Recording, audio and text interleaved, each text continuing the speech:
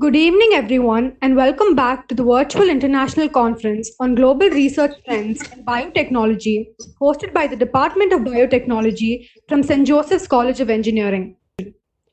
Our speaker for the day is Dr. Narendran Sekar, who is an eminent scholar with more than 15 years of experience in research. He completed his bachelor's as well as his master's from Anna University and pursued his doctorate in biological and agricultural engineering from the University of Georgia with his dissertation on the investigation of microbial exoelectrogenicity for electrochemical energy conversion. He is recognized as an outstanding graduate and received the prestigious Brahm P. Varma Award for academic excellence and leadership excellence. Over the years, he has been part of several organizations, including the Bioelectrochemical Society, IGEM, and the American Society for Microbiology. He is a patent holder and has published about 10 papers in well-known journals such as Biotechnology and Bioengineering and in the IEEE. He has been a judge for various competitions, including those held by the Massachusetts Science and Engineering Fair Incorporated and IGEM. He was the instructor of the UGA Georgia IGM team that won the gold medal in the IGEM International Jamboree. Some of his research includes optimizing cell-free bioprocessing technology that produces RNA for agricultural crop protection, engineering pathways for cell-free production of rare biochemicals, and he is also an expert in exploring and optimizing application of microorganisms such as recombinant protein production in E. coli, bioelectricity generation, extracellular electron transport in cyanobacteria, and hypothermophiles. Currently, Dr. Narendran Sekar is a Scientist 3 at Greenlight Biosciences Incorporated and specializes in pathway engineering.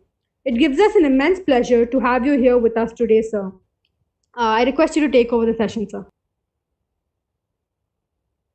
Let me quickly share my screen. Thank you, Ms. Swatika, for a very nice introduction, and good evening to one and all.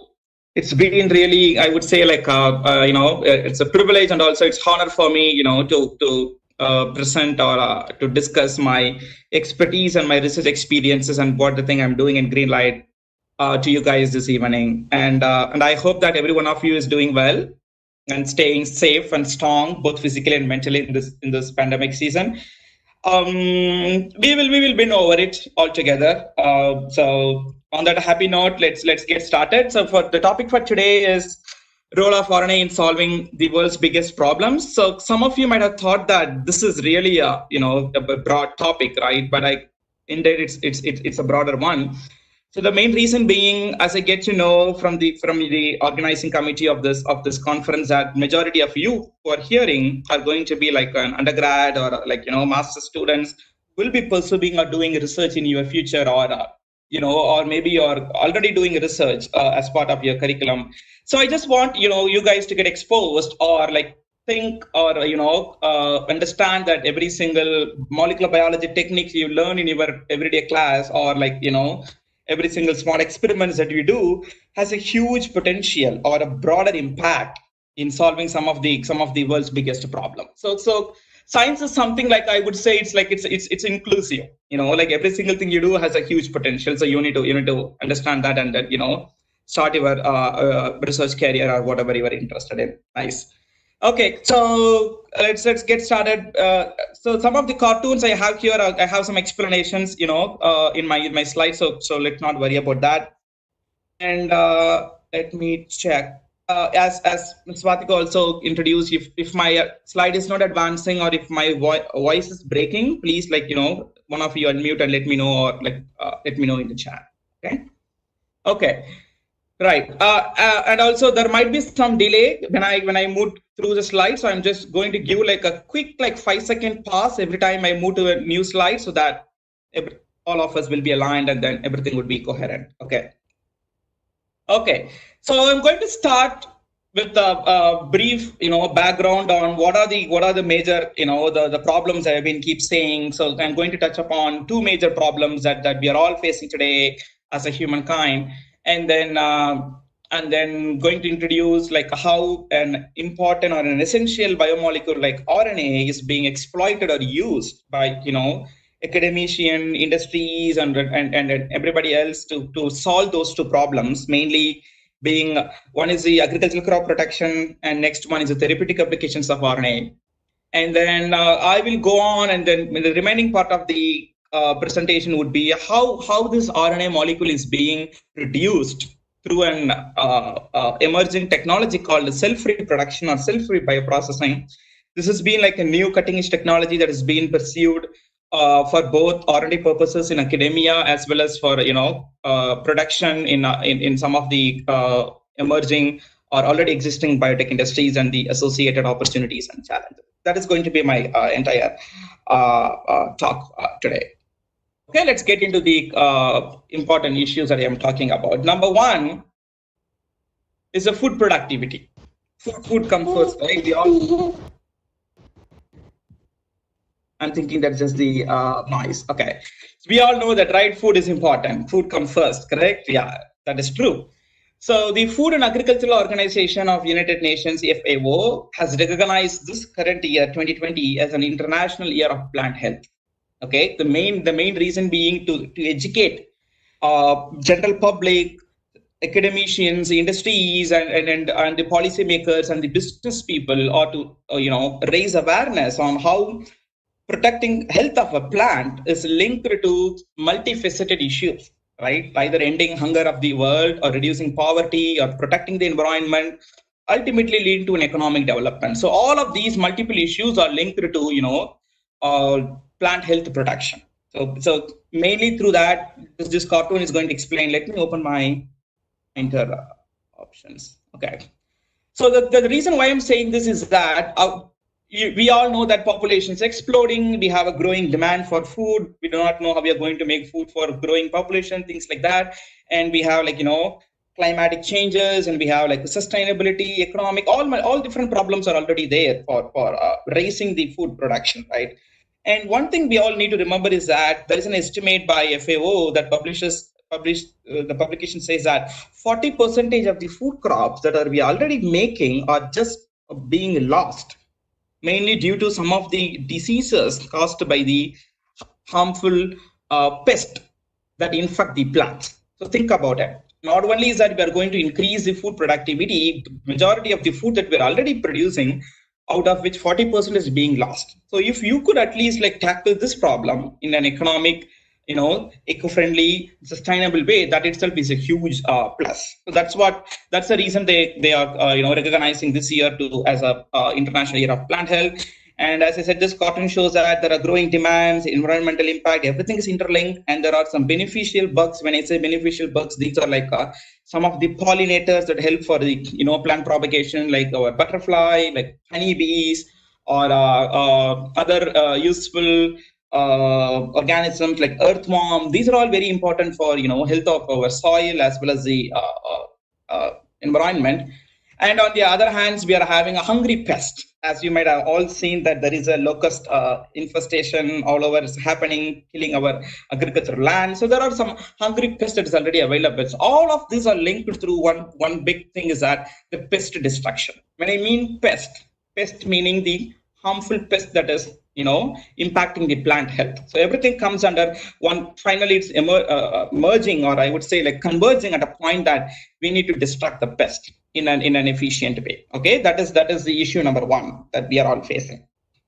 Okay, moving on to issue number two. This is again, this particular topic does not need any introduction. As we all know, we are all sailing through this, right?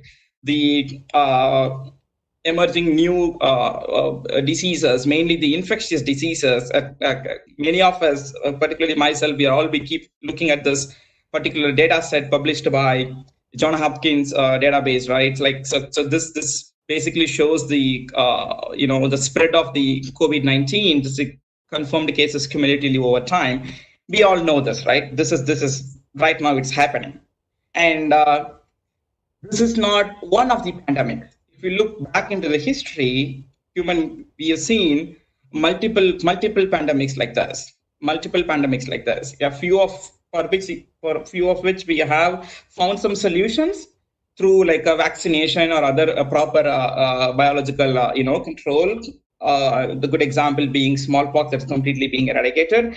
And there are few pandemics, or there are few infections that we don't have a control over it, and we started living with it, and we started to think like, yeah, it's happening. Mainly thing is that you need to be really careful.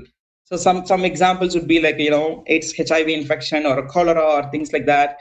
And few of them are very becoming very seasonal. It's coming back and back, every winter season, something like that. Say for example, influenza, or even our respiratory syndrome, to take for an example, like we have seen SARS, we have seen MERS, now we are seeing COVID. It's something like the trend is keep repeating, like an every decade or every things like that. So another or upcoming pandemic, I mean, it's not too far.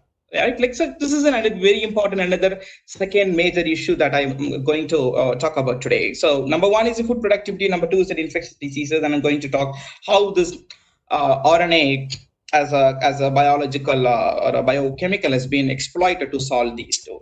Okay, just like a very quick, again, RNAs, and everybody knows about RNA, right? As being a biotechnologist, so I don't think it needs a special introduction, but I just want to touch base on what is that. Every one of us might have seen this, the central dogma of how the cellular processes work. We have our DNA, which basically stores the genetic information, because that is genome for majority of the living organisms, and then it needs to replicate itself to make copy of itself, and then that's how the life is being propagated. And to catalyze or to carry out all major cellular functions, you need proteins, right? So protein is the one that is carry out pretty much every basic fundamental reactions or of cellular activities. And from this genetic information, how this protein is being produced or doing, mainly through a messenger, which is RNA. Right, so the RNA is a messenger molecule which basically gets transcribed, and then it's going to get translated to form a protein, and this protein is the one that is catalyzing all of these activities. So now, one thing is that, is RNA only a messenger? Can we say that the function of RNA just stops only at the level of passing the message from your genome to your proteome?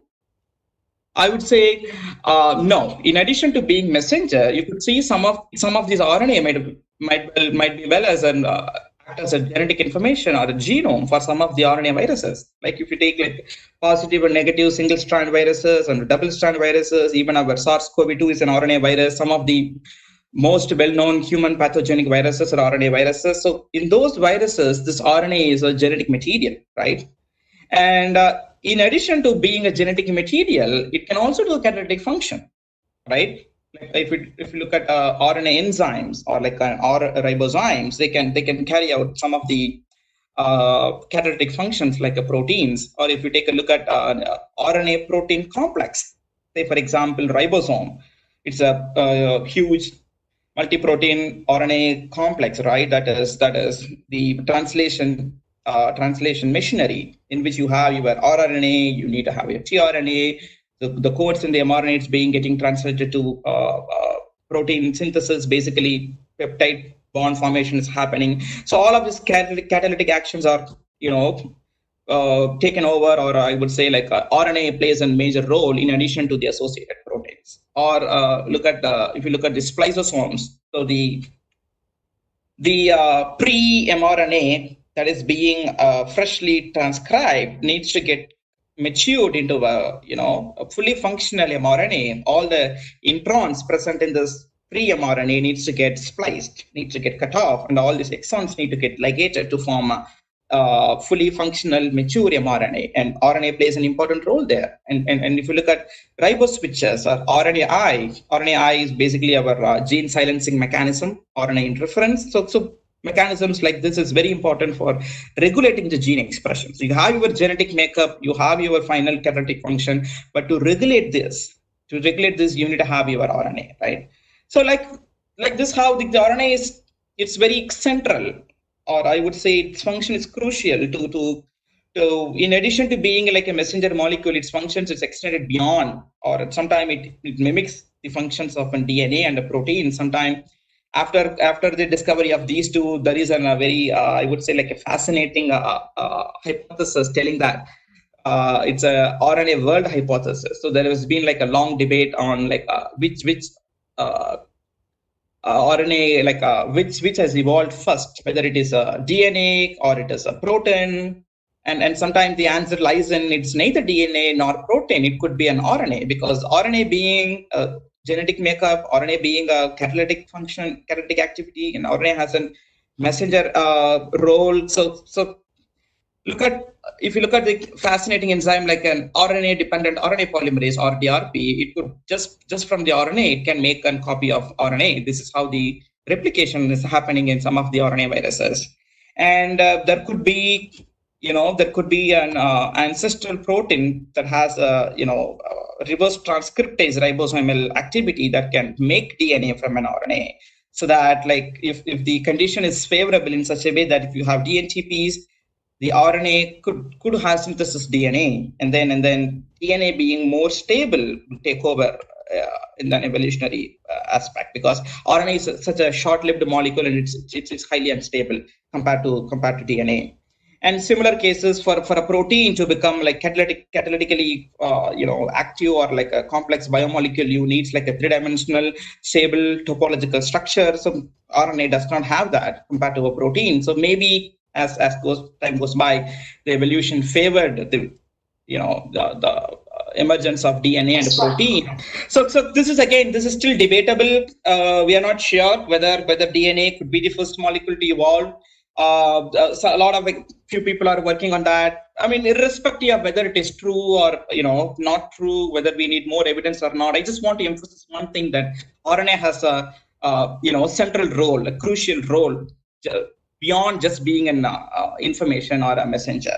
So that's what I'm going to touch base today, like how this particular capabilities of these unique biomolecules has been exploited or used in achieving some of the most challenging issues that we are seeing today. Okay. And so this is I would say this is mostly the summary of my whole presentation. So I'm just basically going to touch base upon two different mRNA molecules. Number one being double-stranded RNA, and how the double-stranded RNA has been used to achieve the first problem that I was discussing in my slides earlier, food productivity. So based on gene silencing mechanism, double-stranded RNA can be used to achieve a targeted pest killing for an agricultural crop protection. Okay, let me quickly look into the cartoon here. So basically, so this is your healthy plants, and these are your useful, I would say, harmless bugs or insects. Say, for example, pollinators, and these are the beetles, or like a harmful, like any beetles or like a pest that is basically impacting the health of the plants. So just by designing a double-strand RNA that is specific or selective only to target a particular gene present in this bug or your pest, you can specifically target and kill the bug without harming your useful insects. Okay, so how that is being achieved through a RNAi or a silencing mechanism, which I'm going to go into a little bit deeper in the slides to follow. So in that way, we can protect our environment or the health of the plant in a very eco-friendly and sustainable way without harming other useful bugs. So that's why it's saying it's very sustainable, it's eco-friendly, and it's a better alternative. I could even say it's the best alternatives to chemical pesticides, because the other side of the problem is that you could address these food productivity issues by chemical pesticides, but is that a sustainable? Definitely not, because what are the chemical pesticides you're going to use to protect your plant health? It's going to affect all of the other non-targeted organisms or useful organisms, and then finally it's going to get into the soil, and from soil, if it gets leached into other water bodies, it's going to kill the aquatic life, and finally it gets into the plants, and it's finally coming back to us. So we are going to eat all those pesticides and things like that, all these chemical things. So dsRNA could be or can be considered or used as a biological pesticide or a biopesticide in that case, to put in a very short frame, right? So the most fascinating difference compared to the conventional chemical pesticides for the dsRNA is very selective, very specific. Okay, and the other side of the coin, which is the therapeutic applications, coming back to the the problem of vaccinating against the new infectious diseases, that is mRNA vaccine. So the conventional vaccine, we all know how vaccination works, that we have been using either live attenuated pathogen or killed pathogen, or sometimes the antigen or proteins, or like parts of the pathogen as an antigen molecule.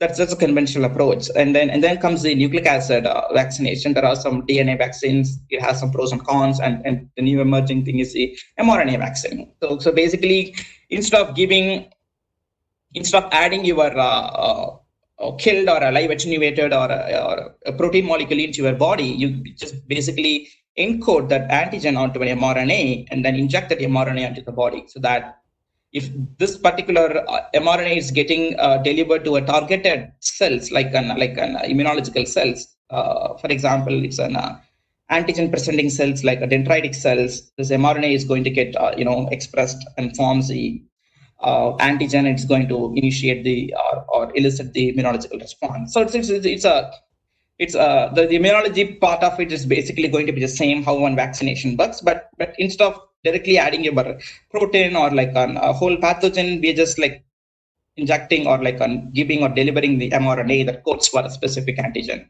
Okay, that is the whole basics of the mRNA. And compared to the conventional approach, the potency of this is really high, right? And the capacity for rapid development, as we all know, the vaccine development is not an easy thing. It might take like anywhere between like 2 to 5 years or even more than that. Whereas if you look at the mRNA vaccines, the concept is very modular. You can quickly make an mRNA, fully active mRNA that can be used for multiple different, against multiple different pathogens. And the potential for low-cost manufacturing or growing viruses or growing other harmful pathogens. It's not only time-consuming, labor-intensive. It is also risky because most of these organisms belong to biosafety level 2 or 3 or even higher than that. So whereas making this mRNA is relatively safer, so that will lead to a huge potential for a low-cost manufacture. And then a safe administration. So that is also one of the fascinating point of mRNA. So that's what I'm going to talk about. We are going to have a quick deeper dive into each one of this. Okay, let's quickly get into the agricultural crop protection. So before getting to that, I'm just going to present to you guys, like I'm going to take one particular case study, or going to explain how this has been achieved in an RNA being as a biological agent for agricultural crop protection, just by giving an example of one particular bug, that is Colorado potato beetle. So this Colorado potato beetle, or acronym is CPP, the biological name of this is this Leptinotarsa disseminata. So the bug is basically named mainly because it's very prevalent. It's highly prevalent in Central America. The issue has been first discovered in a state called Colorado. That's why it's named as Colorado potato beetle. And this beetle is very popular, or it's highly impacting the crops, the food crops present in family of Solanaceae family, like potatoes, tomato, pumpkin, eggplant, and such. So potato being important staple food for many people, like people in central parts of America, or like in South America, or like even most parts of Africa. So potato is like a very important staple food for them. So if you think about it, like there are population is rising, it's like skyrocketing, and then if they are eating only potato for their as their food, the 40% of that is being just lost or getting impacted by this particular bug. It's going to be a really big issue. Okay, so let's look at how this CPP has been used as an proof of concept study to mainly say that how this dsRNA is working. Okay, so shown here is the I would say this is how the mature or the adult bugs will mate and then lay eggs underneath the leaves, and then these eggs will a hedge and then form a larva. These are the larvas and these are the adult ones. You can easily differentiate between the two. And when coming to infesting the plants, so both these larvae as well as the adult ones, they infest as a colonies, as like swarms, like not in tens, not in hundreds, not in thousands, but multiples of thousands. Think about it. Think about it. If you are a farmer, if you're growing this, and one fine day, if you are waking up one fine morning, you're going to visit the field, and if all of your field is being filled with this bug, what's going to happen? Right? It's a big issue. It's a very big problem. And then what this bug basically does is that it just chews the leaf. The basic feeding mechanism is chewing the leaf, and like within a matter of hours or days, it completely kills entire foliage, and then the plant will become like this.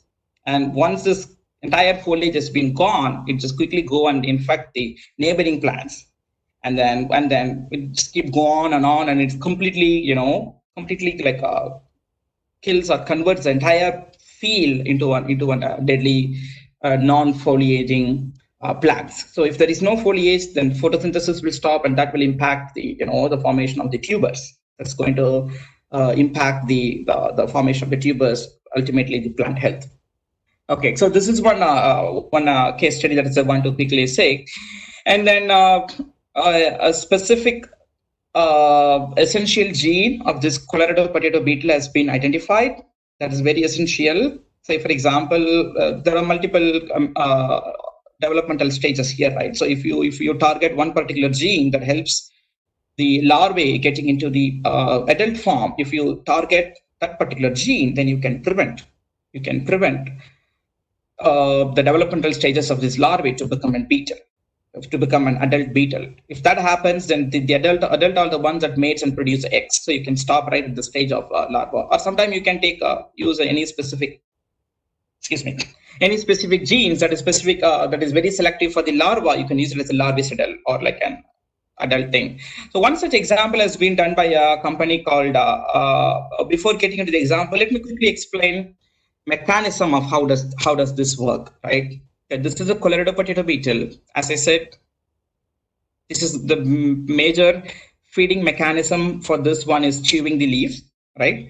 So if you are designing a double-strand RNA specific for this essential gene and spray it onto the plant as a topical application, when this bug comes and feeds this through major mechanisms like chewing or root feeding or sucking, so whatever the dsRNA you are applying to the plant get inside or being chewed or taken up by the bug, and once inside the bug, it specifically go to the gut, and in the gut it just enters the epithelial cells, and then it enters the stomach root, so that this particular double-strand RNA it's in the whole body or the majority of the gut microbiome of this of the cells, and once inside the cells, this double-strand RNA, it's acted upon by, again, this is a mechanism how the gene silencing works, or the post-transcriptional gene silencing works.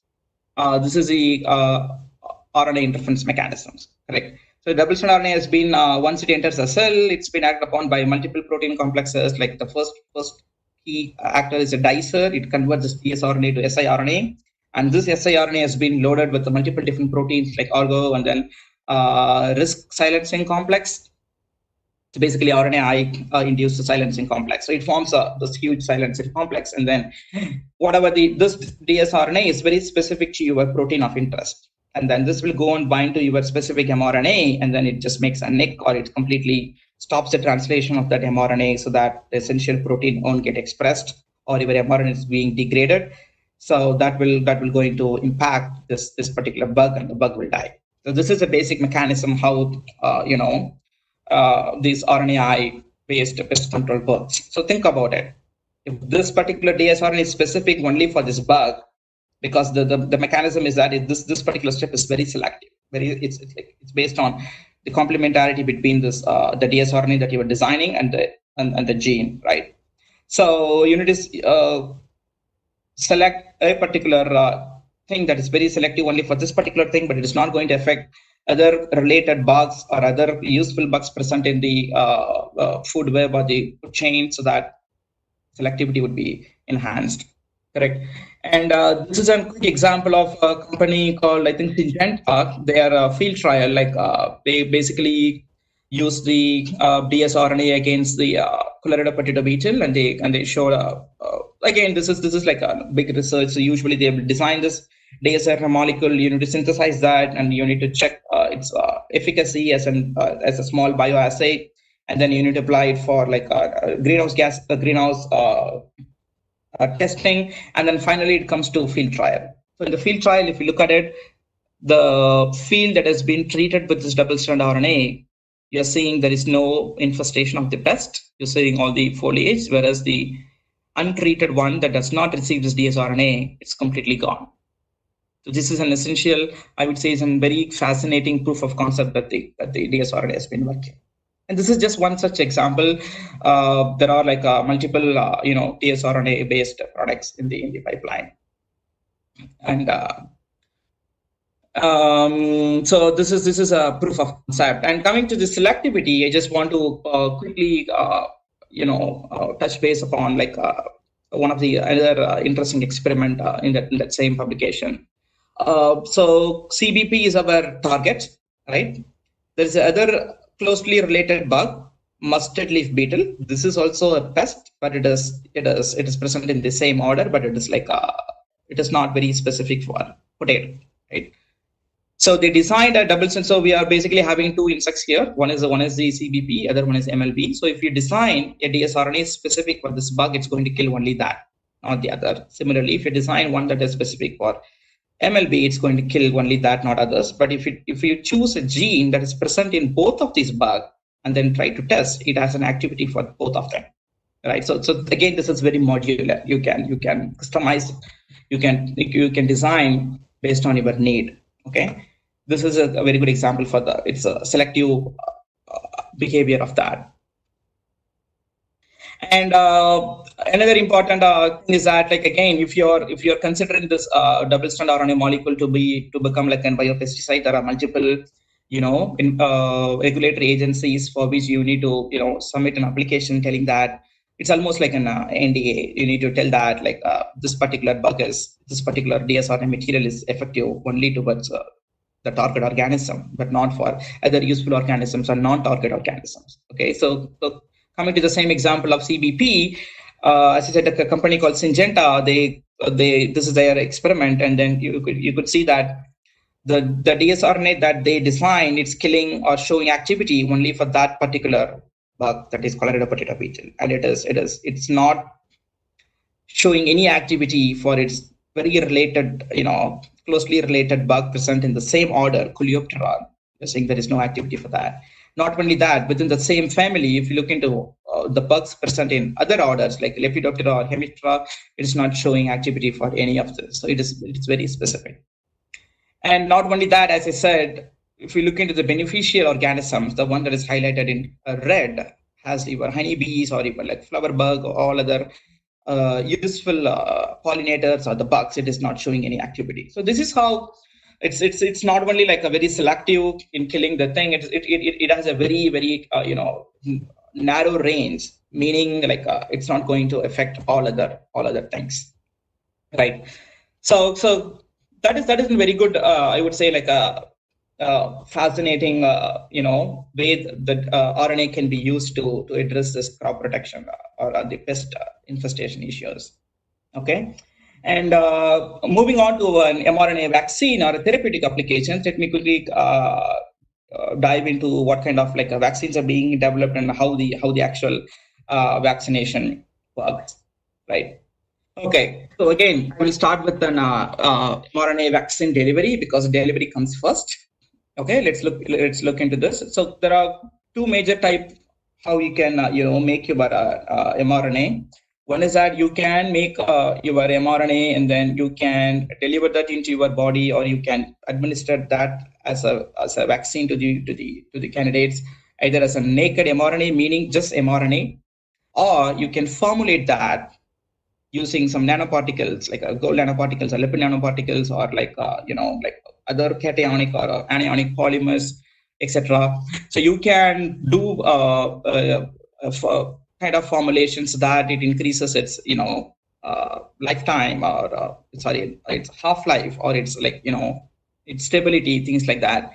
And there are multiple different routes of administration have been either under active research, or few of them proven to be useful. One is the intratumoral, so you can locate a tumor and you can directly add to that tumor cells, so that this can work against that the cancer.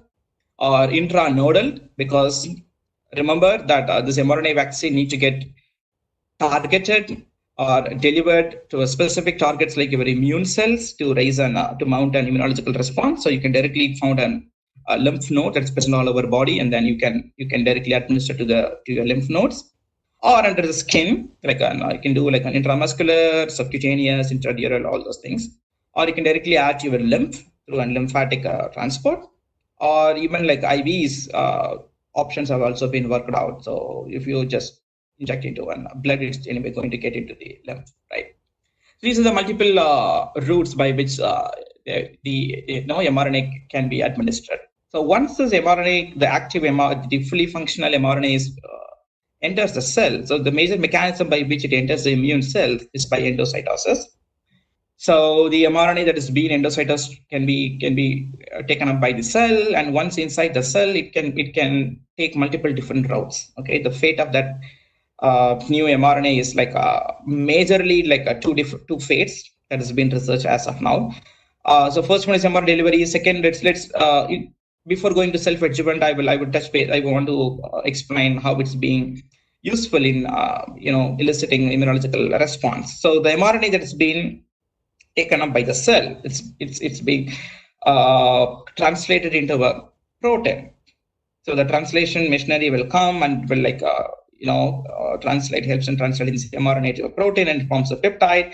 And if this immunological cell is if it is in a professional antigen presenting cells like your dendritic cells, it could process the antigen and it could present to your T cells. It can either follow a major histocompatibility one pathway or MHC2 pathway based on what type of T cells is interacting, and it can mediate elicit a cell-mediated cytotoxic effect, or in some cases it can also help to produce a humoral response just by interacting with the B cells, so that these B cells will get primed and then get converted to plasma cells and form antibodies, things like that. So this is the committed fate, or the one that we want our mRNA molecule to get used up to produce the peptide, right? Yeah. And I would say the next one, the coming to the self-adjuvant effect, this is mostly considered as a double-edged sword. Reason being, the self-adjuvant effect of this pathway will get activated based on the purity of your mRNA. So in addition to your mRNA molecules, if you have other contaminants like double-stranded RNA or other like a truncated mRNA, or the mRNA that does not have a poly-A tail, or sometimes the mRNA that has the unmodified nucleotides like uridine instead of pseudouridine. If the cell encounters those abnormal or aberrant mRNA, what it does is that, in spite of going through this translation pathway, it will induce this innate immune response. It will induce innate immune response, and then it secretes interferons, and then this is more like this is not we want your mRNA to go into, right? So we want your mRNA to get translated into forms an antigen, so that will get prime all your immunological response. Whereas if it goes to this pathway, sometimes it's still under, again, I would say, active R&D. It could be both beneficial or detrimental. When I say beneficial, sometimes it helps mature the dendritic cells and then helps to release the cytokines. If that happens, it's going to invite all other immunological cells, and sometimes your response get amplified. Or on the other side, it could be really detrimental, because if this mRNA follows this pathway, it will suppress your translation efficiency. So we just need to, majority of the research currently today are happening in academia, mainly to modulate or regulate this pathway in such a way that you start with a very pure mRNA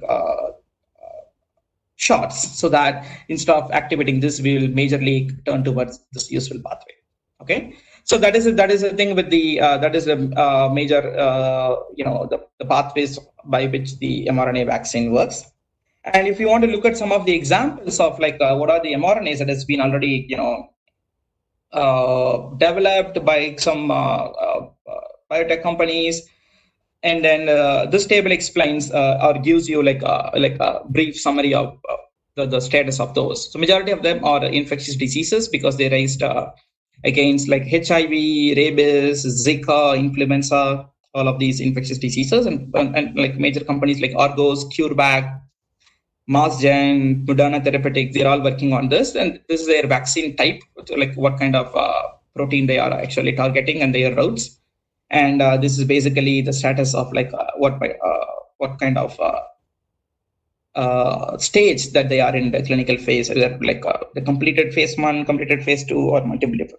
Oh, before I forget, I just want to tell you one more thing to you guys, is that this particular review paper that named as 3 decades of mRNA vaccine development, I would highly recommend or suggest if any of you interested in how the mRNA vaccine works. It's a very good research review paper that summarizes pretty much all of the R&D work that has been done so far. So I would highly recommend people who are interested to look into this one. Okay. And not only that, in addition to all of these diseases, our current the bug under question, the coronavirus. So the Moderna company has developed a vaccine, an mRNA vaccine against SARS-CoV-2. It is named as mRNA 1273. It's basically they're making an mRNA that encodes the protein that is a spike protein present on the surface of the coronavirus. So it's roughly, I would say, like 4,000 nucleotides. And then they encode the spike protein onto this mRNA, and then they will inject that into the vaccine candidate. And once inside the cell, as I said, it gets translated to a protein, and then it will express the spike protein. So that will start the immunological response. Okay, this is like a very good example of like how quickly things have been developed, because all of you might have, or a few of you might have heard this in the news that they developed this in a record history of like 3 months, right? Which is very fascinating. Like that's one of the advantage of using this nucleic acid vaccines. And then again, important thing is that this could be modular. So if you are going for a protein vaccine, like the protein expression itself has its huge challenges. But here, like if you want to mimic a mutant of the spike protein, if you want to check multiple variants of the spike proteins or multiple formations, right? There's a pre-fusion complex, there's a post-fusion complex. So you can introduce those mutations into this mRNA and try to make a spike protein something that is very viable in producing antibodies. Okay, and the data basically shows that like as of May 2020, they administered this to like 45 subjects in the phase 1, and all of the 45 subjects, they developed a binding antibody. Only 8 developed a neutralizing antibody. The binding antibody meaning like the proof of concept has been, so basically where mRNA has been translated to a protein and started to work. Whereas neutralizing antibody means it completely stops its stops infection or completely binds the infectious particles so that it's no longer be a threat to the host cell. Okay, so again, this is a very preliminary data. So a lot of things are going to come. So they administer, I think, 2 doses of 3 different concentrations of this mRNA. So again, it's a very, very preliminary, or I would say like still under active research. So if any of you interested, I would want them to go and look at this, how things are, how the Moderna company is working on this. So that is a major thing. Now we are seeing how this RNA has been exploited or used to address these 2 major issues. And we are next part of the topic, or the final part of the topic of the presentation is going to be how this RNA has been made, how we are making it. We, in the sense, the biotech companies, how they are making it for achieving these applications, or how this has been made in an academia for doing much of the R&D work. So the answer lies in or a new emerging technology called a cell-free production or a cell-free bioprocessing. So meaning like we all know about cell-based bioprocess. Let me get into the quick flow chart. Yes. We all know this cell-based bioprocess, right? So we have like an upstream processing in which like you need to, let's take an example of very common protein production. Say for example, you want to express a protein. So what you will do, you will go and take a DNA that is code for the protein, put that in a vector, do codon optimization, and construct your vector and do transform into your cell or your expression system. It could be like bacteria or yeast or whatnot. And then you do like a strain selection, do media optimization. So once that upstream processing is done, you will put that into bioreactor. You will grow to a certain cell density. Once this culture has achieved a certain high cell density, you will turn that into a production phase just by if it's an inducible system, you just add a chemical inducer like your lactose or your IPTG, or if it's like temperature-based induction, you do that. So there are two different phases present in this fermentation stage. One is the growth phase, in which you need all of your cells to grow first, and then you convert that into a production phase in which your protein of interest is getting expressed. And then once the production is done, you will do one harvest, because again production can't happen for a very long time, right? There are multiple things that's going to happen. Like the cell is going to see like an energy shortage. The cell is going to enter like a metabolic burden state because you are overproducing something which the cell cannot cope up, right? At some point of time, it's going to stop, and then you're going to harvest the cells and you're going for a downstream purification to get your protein. So this we all know this, right? This has been there for at least like 2 decades. We all know this one. On the other side, when I mean a cell-free system or a cell-free bioprocessing, basically what happens is that in spite of growing or in spite of expressing your protein inside the cell, we are just doing it in vitro.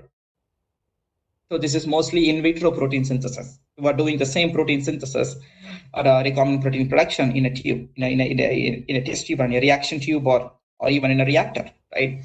So you start with the cell extract. When I say cell extract, you basically grow the cells, you lyse the cells and use that as a cell extract. This is basically like an enzyme soup.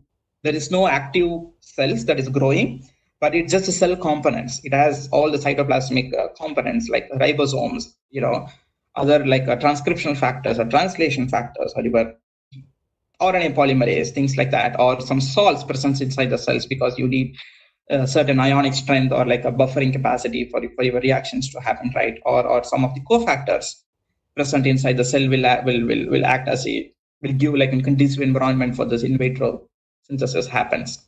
And then you add your DNA template that carries information for your protein of interest. You add your substrates. So basically you need to add your ribonucleotides because you're going to form an mRNA from this DNA, and that mRNA needs to get translated to a protein, right? So you need to add all your amino acids, all your ribonucleotides, and then if there is any cofactors like magnesium ions or any other ion that is required. And then all of these reactions are energy intensive. You need ATP for every single step. So you basically add some like a self ATP generation system, so that ATP will get generated because the cell soup cannot generate ATP efficiently compared to the actively growing cells. Okay, so after you incubate all of these together, after like 4 hours, your protein will get expressed, right?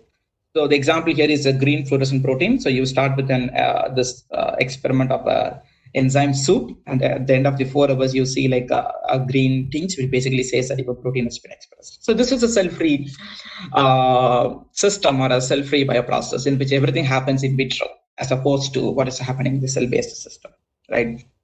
So this technology has been used to produce RNA for the major applications today.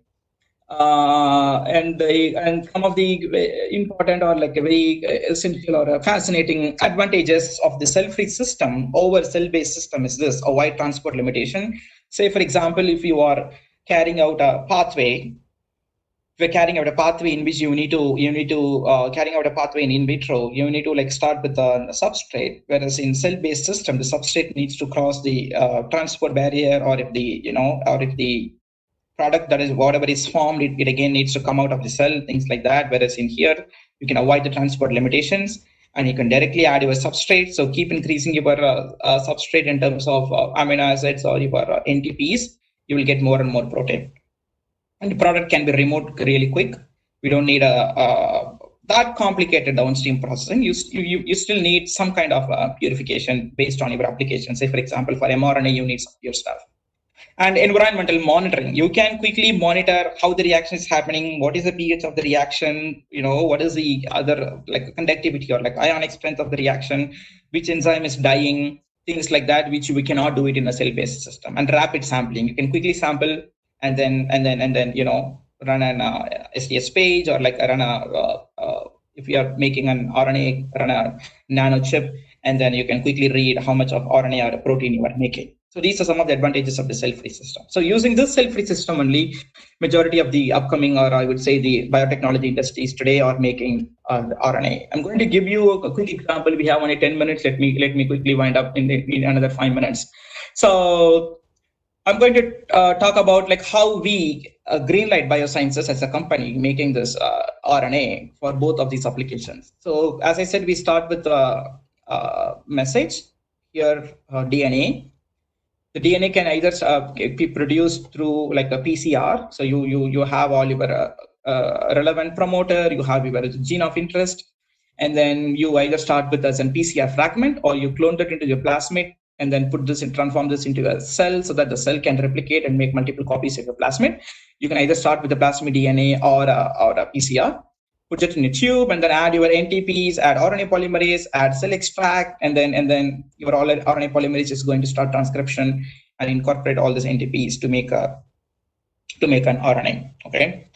One thing is that, again, there are multiple issues: scalability, cost, things like that. NTPs is very expensive because the energy-rich molecule, right? Phosphorylated compounds are always expensive in cells perspective because you need more ATP to make the NTPs, right?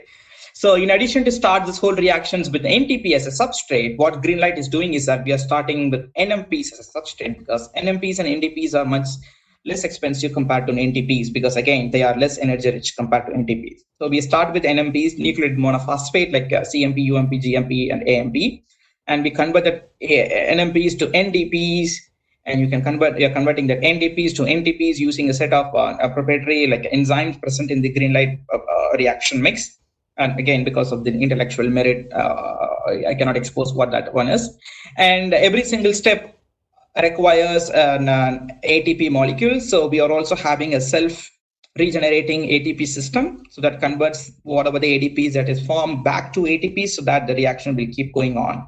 So our mix will contain, the reaction starts with the NMPs, you have your DNA template, you have your polymerase, and you will form RNA. This is the major concept of how we are making RNA from the DNA in our company. So if you look about how we are making dsRNA, double-strand RNA, in addition to start with the sense strand, so basically you need to make your sense strand and also an antisense strand, right? So you have an DNA that encodes for a sense strand, you have another DNA that encodes for antisense strand, add both of them together, and then the transcription happens. Once these two strands are formed, these two are completely, complementary to each other perfectly, and then it forms a double-strand RNA. And this double-strand RNA can be, checked for its quality, like how much of our dsRNA we're making, what other impurities we have. So we have multiple steps to remove this polymerase to DNA and all other components, and then this dsRNA can either be directly added or be formulated in a way that it can be applied onto the plants as a sprayable technology or sprayable methodology or other relevant methodologies. So this is how we are making dsRNA. And coming to mRNA, so for making dsRNA, you just need only the sequence, right? Because it's just only the information. Whereas in mRNA, it is not only the information. You need to, once this goes inside the cell, this mRNA needs to get converted or transferred to your protein. So for that, you need to make a fully functional, mature mRNA, meaning in addition to the sequences, you need to make sure that you have proper untranslated region, both the 5' and 3' end, because that contains message for proper ribosome binding sites and such.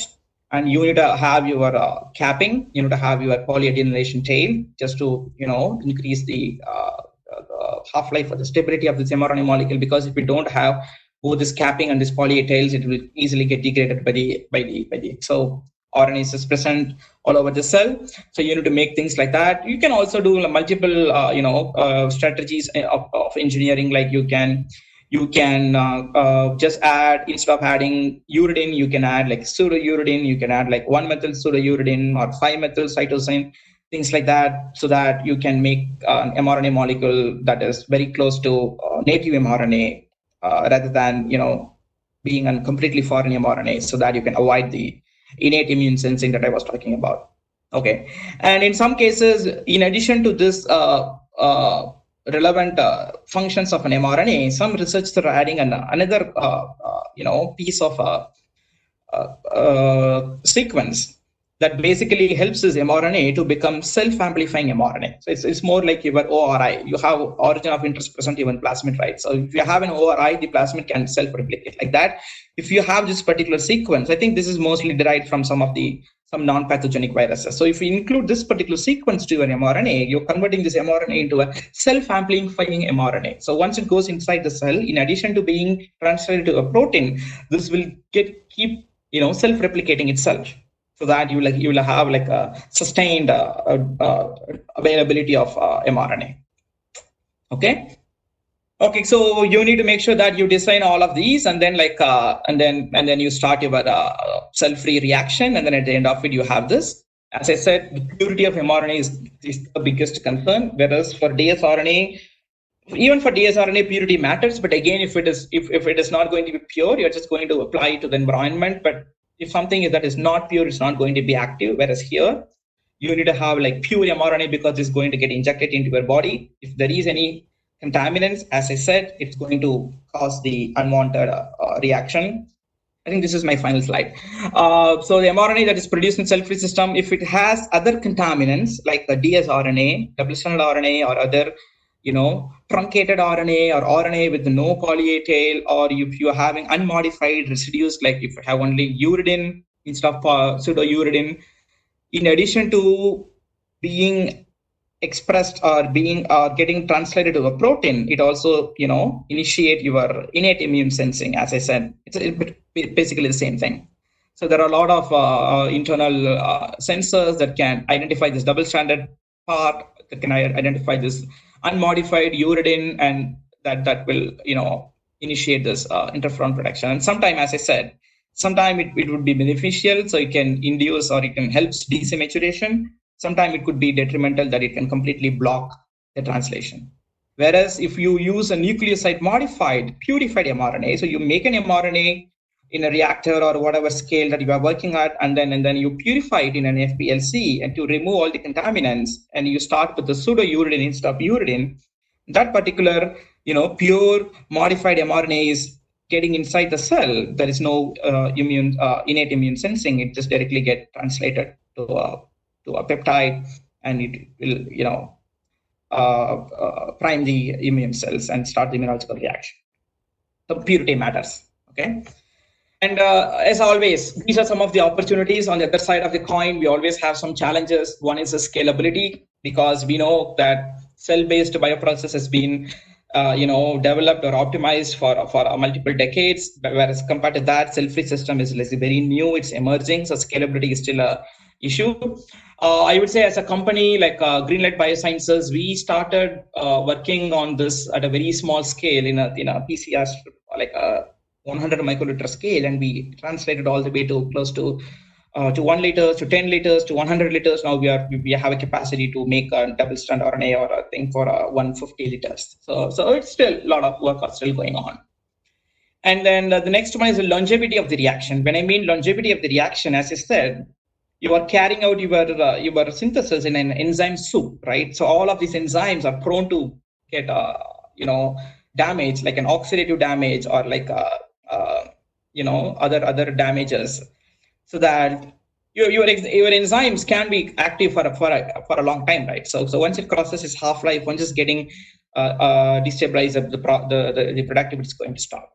And then the next issue is reuse of the cell-free system. Is that like the cell-free system can be reused, like our immobilization-based cell-based system? These are the multiple avenues that the research is still ongoing, and to try to address some of these challenges for the cell-free system. And in particular, in specific, if you look at RNA-based solutions or RNA-based products that's coming in the market, there are multiple regulatory agencies, both at the federal level or at the global level, like our like FDA, like USDA, like or EPA, Environmental Protection Agency. So you need to consider things for all of these stringent regulatory issues or agencies for anything. Either it could be an agriculture or it could be a healthcare. So all of these needs to be met. So you, in addition to establish a proof of concept, you need to do multiple additional accessory experiments to make sure that it is not going to make any impact or like a detrimental effect for the non-targeted ones, or not going to start any other unwanted reactions. So as I said, it's a new, emerging, but fascinating, promising technology, both the technology and as well as the new RNA-based product itself. And I think that's pretty much. Thank you all for your patience in hearing me, and I'm very happy to address the questions.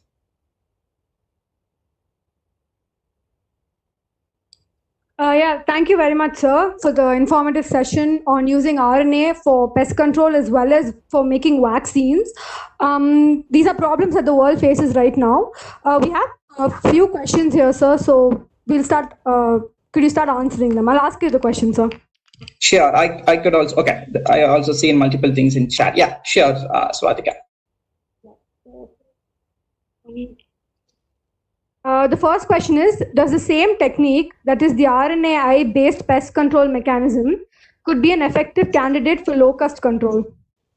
Yes, you can consider, because the locust is also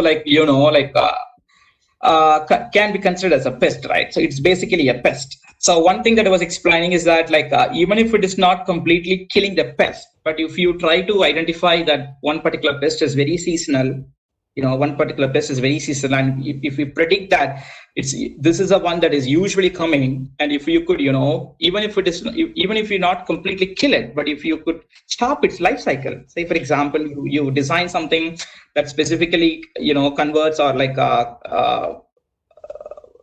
impact or stop the developmental stages from being a larva to an adult one, you could potentially stop it, right? Because all of these locusts or any pest, you say they have multiple life cycle. They have the life cycle, right? So they need to go through multiple developmental stages. So yes, this can be used. Okay, sir. And the next question is, what are the drug delivery systems used to deliver RNA-based vaccines? Which one of these are more likely to work the best? Drug delivery system for vaccines, I think I touched based upon that a little bit, right? Maybe this question was asked even before that. So right now, if I'm getting the questions right, I think the question is about the route of administration, right? Yes, sir. Yeah. Yeah. Do you guys see my screen? Yes, sir, we can see it. Okay, yeah. So this is a basic thing. So the route of administration is through multiple things, and when we think about the delivery itself, as I said, either it could be a naked mRNA, or it could be an formulated way. They are trying to formulate with other nanoparticles, and then see how that increases the the stability or the shelf life of the vaccine candidate. And sometimes this is the in vivo technique. There is another possibility that this can be delivered ex vivo. When I say ex vivo, what they're doing is that they are basically, say for example, if it's a tumor one, so they will, you can harvest the dendritic cells present in the cancer patients, and then try to deliver this mRNA either in the naked form or in the formulated form into that extracted dendritic cells through direct physical contact or through electroporation, things like that, so that you can artificially get this into that dendritic cell, and you can grow the dendritic cell, you can let it mature in vitro, and then you can infuse it back to the patients, cancer patients, and then that can work. I think for things like cancer that will work, whereas for infectious diseases, things like that, the in vivo would be more effective. Just directly make this mRNA vaccine and then administered through multiple routes, either naked or using nanoparticles. Okay, so thank you, sir. The next question is, what are the advantages of RNA-based vaccines over DNA-based vaccines? Yeah, it's a good question. Like any new technology or any new emerging techniques have multiple pros and cons.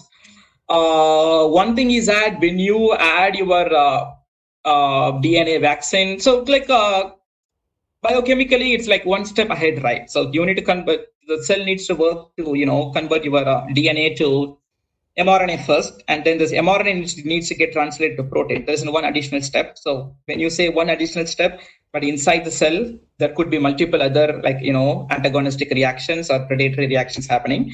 And another thing with the DNA vaccine is that sometimes the DNA has an potential, to get integrated into the genome of the host. Say, for example, if a virus is actively, the infection is active. So that's how the viruses, some of the retroviruses work, right? So they will, from the RNA, from their genome, they will convert that RNA to DNA, and then the DNA is getting incorporated into the genome. So that is one basic, potential risk, that if you are administering a DNA vaccine, sometime there could be a possible potential thing is that the DNA is going to get integrated into the genome of the host, whereas that cannot happen with mRNA. And also mRNA is a short-lived, unstable molecule compared to the DNA. So it's basically like you need to give multiple doses, but that is okay. You can avoid the risk of being permanently getting integrated. Okay, so thank you, sir. And the next question is, how do you separate RNA from cell-free system? Yeah, that's a very good question again. So easy thing is that, like, again, it's looking back into basic molecular biology thing. You can add, let me go to the process. Okay, this one. Right. So you have what do you have? So in your cell-free reactions, you have your NTPs, you have your RNA polymerase, you have your DNA, right? So you can get rid of the DNA by adding, say, for example, a DNase. DNase is a protein that cleaves only DNA but not RNA. You can add DNase to get rid of the protein. And in order to separate your protein and RNA, again, basic molecular biology principles, you can add like a specific salting out reagent. Say, for example, like lithium chloride. It's very known to specifically precipitates only RNA, but not DNA and protein. You can use that so that all of your DNA that you are making will get precipitated, and then you can get rid of your other contaminant thing like unreacted NTPs, proteins in the supernatant, and you can clean your pellets and then resuspend it back to get only RNA. But again, this is at a small scale. We need to think about how this is going to be applicable to a larger scale. You can do like a specific affinity based purification for an RNA. Like you can have like say, for example, for an mRNA, you can make a preparatory column that has your oligo DT in it, so that only your RNA will get attached to the column, and you can selectively elute that RNA. So there are multiple different, I would say, basic biochemistry and biochemical and molecular biology techniques like chromatography and other solvent purification. Okay, so the next question is, could you give insights on problem associated with COVID vaccine production? Problems associated with the COVID vaccine production, I'm not completely sure, but the question, is that about any vaccine or is it about the mRNA vaccine? I think specific to mRNA. Specific to mRNA vaccine. Specific to mRNA vaccine, as I was like quickly explaining, one is that production of this mRNA is not a very big issue because you can easily make it. One thing is the purity, that also somewhat is achievable by all the current developments.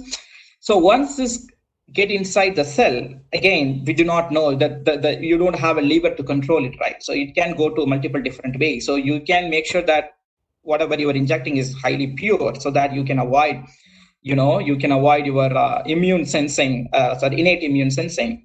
That's the one thing. And other thing I'm talking about is that as the study says, they could find a binding antibody, meaning it's getting translated to protein, but we are not sure whether all of these persons will develop a neutralizing antibody. Neutralizing antibody means it completely makes us, the infectious particle inactive. So we do not know how long it's going to take for the immune cells to make a neutralizing antibody. When you have binding antibody, it's basically mark the cells for other immune cells to come and help. Whereas this by itself, developing a neutralizing antibody, there are multiple unknowns, right? Like it's still everything is like under active research. These are some of the problems that I think I could perceive. Thank you, sir. The next question is, how do you safely separate RNA from system enzymes?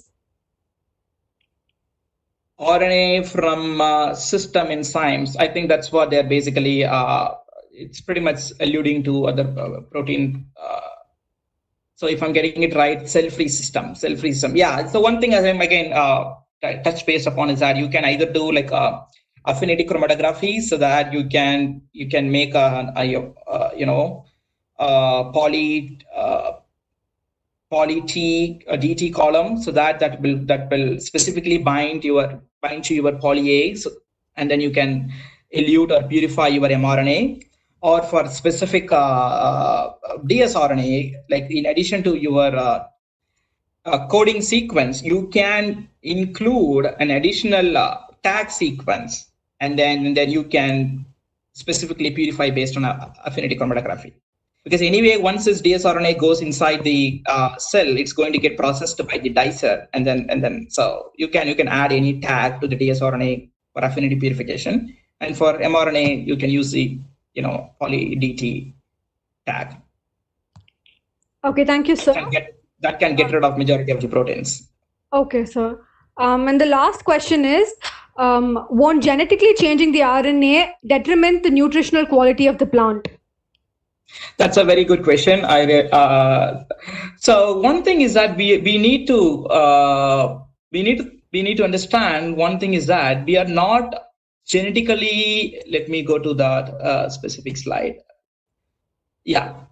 So we are not genetically engineering anything. So this is completely different from GMOs. This is not genetically modified thing, right? Because as I said, this double-strand RNA, if it is a DNA, that is possible, because majority of the way that genetically modified GMOs are getting propagated is through like DNA propagation, right? So we are not going to add anything to we are not going to change the genome of the plant at all, right? This is not GMO. We're just going to use this dsRNA, spray it over to the plant. And even if this dsRNA, in addition to getting into the bug and killing it, if it gets into the plant has other mechanisms to completely, inactivate this dsRNA. One thing is that even if it enters into the cell, this dsRNA, it's not going to be specific for the genes present in the plants. So it's not going to do anything. It's not going to do any silencing for the plant, number one. Number two is that this is only dsRNA. It's not going to get incorporated into the plant as such, because this is not a DNA. So this is completely different from GMOs. Thank you very much, sir. I think that concludes the Q&A session. We'll now go on to the vote of thanks, sir. I'd like to start by thanking you for taking the time to join us today and imparting us with your knowledge on using RNA for food productivity, as well as vaccine against infectious disease and the production of these RNAs. I'd also like to take this time to thank our patrons, our HOD, Dr. G. Srikumar, convener, Dr. M. Chamundeshwari, and our co-convener, Ms. K.R. Preeti, for giving us the support and making this event possible. And finally, I thank all the participants for your cooperation and ensuring that the event was seamless. The next session will be tomorrow, that is the 17th of June at 11 a.m. With our speaker, Dr. Nirmal K. Sampath Kumar, who is a research associate at King's College London in UK. He will be talking on aryl hydrocarbon receptor, a multifaceted protein. Kindly log in 15 minutes ahead to not miss anything. We appreciate you for being here. Stay safe, and I hope to see you all again in our next session tomorrow. Thank you, sir. Thank you, the participants.